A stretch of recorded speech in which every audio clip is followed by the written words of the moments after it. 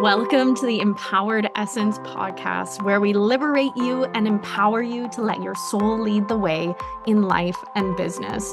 I am your host, Laura Lawrence, sharing my thoughts and intimate conversations with featured guests on spirituality, business, and making courageous moves in the spirit of following your soul. I want to provide you with the tools you need to tap into your highest self. I am here to empower you to walk away feeling ready to live your most expansive and purposeful life. Let's dive in.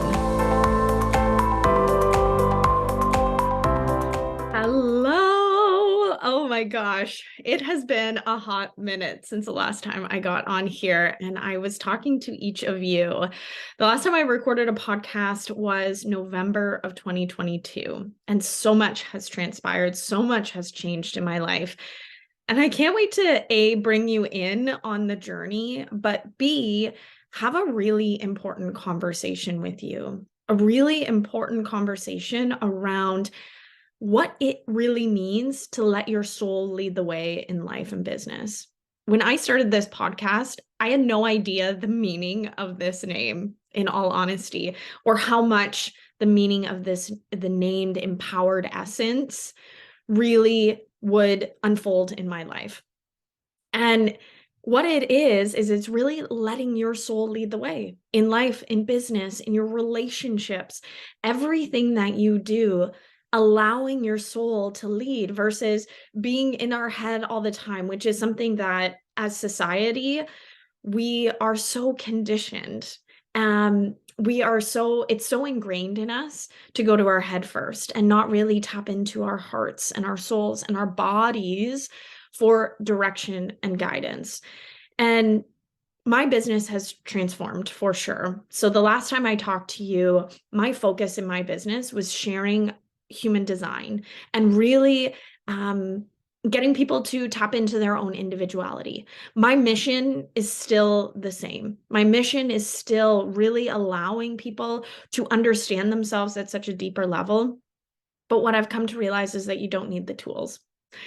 Human design for me was a stepping stone. And so it was great to get me understanding myself and who I am. But I know that I don't need those tools. I know that I don't need those tools to guide me. I need to tap into my own intuition. Human design 100% helped me do that. It started me on this journey. It was like beginner school for me to really truly tap into my gifts, to really truly listen to my intuition. And now I can share this wisdom with you and the things that have unfolded, and I'm so grateful for this path.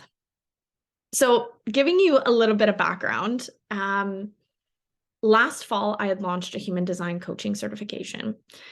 And now I know how much I was in my head when I was launching that. It all made sense. It all made logical sense. I was booking out my human design readings. I was working with people one-on-one. People were coming to me to speak at events and retreats that they were hosting to talk about human design.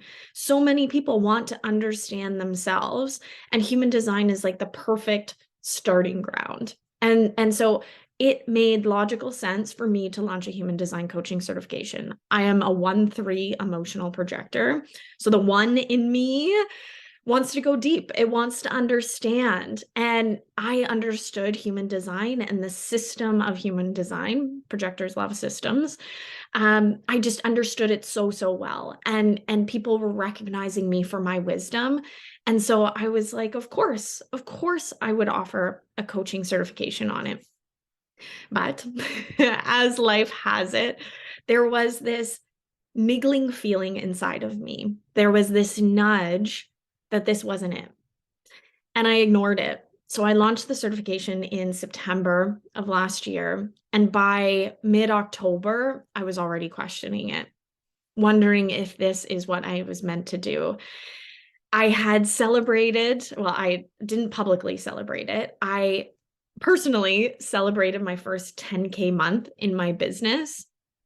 And it was such an amazing milestone for me because I was working alongside my corporate job at the time. So to have a 10K month in addition to a corporate job was huge for me. That was my goal. That was the thing that I was striving for, and I achieved that goal.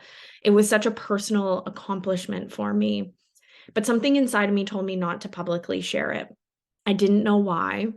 And then as the days went on, the weeks went on, I had this nudge, this feeling like this was not it for me. And I ignored it. I pushed it down because everything made sense. Everything made sense in my mind until it didn't. And until I physically could not talk about it anymore. There was something inside my body that my throat just closed up. My chest felt so heavy, and I just knew that I needed to shut it down. Did I have a plan? No, I had zero plan. I had no idea why I was feeling this way.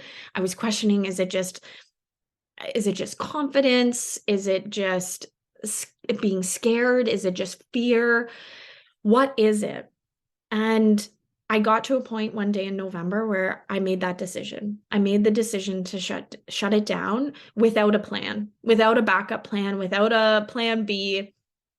And I remember how scared I was, not having a plan, not knowing why I was feeling the way that I was feeling, but just knowing with such clarity and certainty in my body that I needed to shut it down. And I still remember my hands shaking as I was messaging the women that had already signed up for the certification. My hands were shaking, telling them that I was shutting it down. Luckily, in hindsight, the women were so great about it. I refunded them. They were okay with it. We wished each other well, and we moved forward. But I took a month to really sink deep, and I felt a lot of guilt, a lot of shame. And I went into this very introspective period. I did a lot of meditation. I didn't really show up on social media that much because I didn't know what to say, because I couldn't explain. I could not put the words to what I was experiencing and what I was going through. And so I will always remember that day in December where I was meditating, and all of a sudden my hands started moving. My hands were moving in these swirling patterns.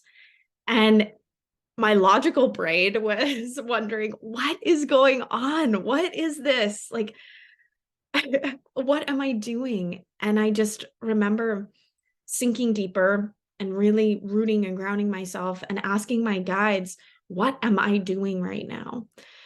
And the response that I received was, you are reweaving your energetic field. I didn't know what that was. I questioned it, wondered if I was going a little crazy. I am a business school grad. I've worked my way up the corporate ladder. I've come from a background where everything is so black and white. And this was so out there. This was so far beyond what my logical brain could comprehend in that moment. But I trusted it. There was something inside of me, which, looking back, my soul, my path was to unlock this, to activate this within me.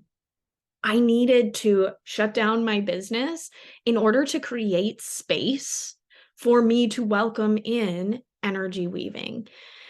And so the next, I would say, 2 months, I really just focused on myself. What was I doing? I basically went to school with my higher self and my guides to learn what this energy weaving is. And so after those 2 months, I started practicing on other people, sisters in masterminds, acquaintances that I had. I basically just wanted